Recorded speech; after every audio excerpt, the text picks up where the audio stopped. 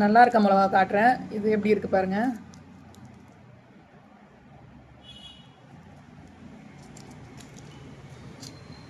இந்த மாதிரி பழுத்து இருக்க மிளகாவை காட்டுறேன். இது பழம் ஆயிடுச்சுன்னு நினைக்காதீங்க. பழம் இல்லை, இது உள்ள வெள்ளையா ஒரு பவுடர் மாதிரி கிரியேட் ஆயிருக்கு பாருங்க.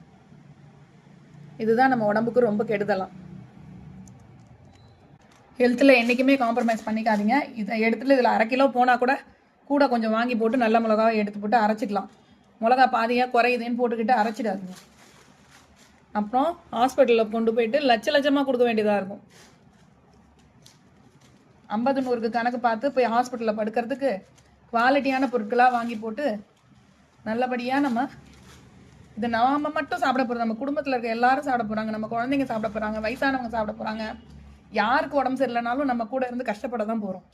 அதனால் தயவு செஞ்சு ஹெல்த்தில் காம்ப்ரமைஸ் பண்ணிக்காதீங்க. நல்ல குவாலிட்டியான திங்ஸாக வாங்கி சாப்பிட்றதுல எந்த தப்பும் கிடையாது.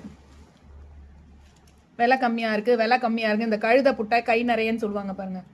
அந்த மாதிரி கண்டதையும் வாங்கிட்டு வந்துட்டு எதுக்கு நம்ம உடம்பு நம்மளே கெடுத்துக்கணும்?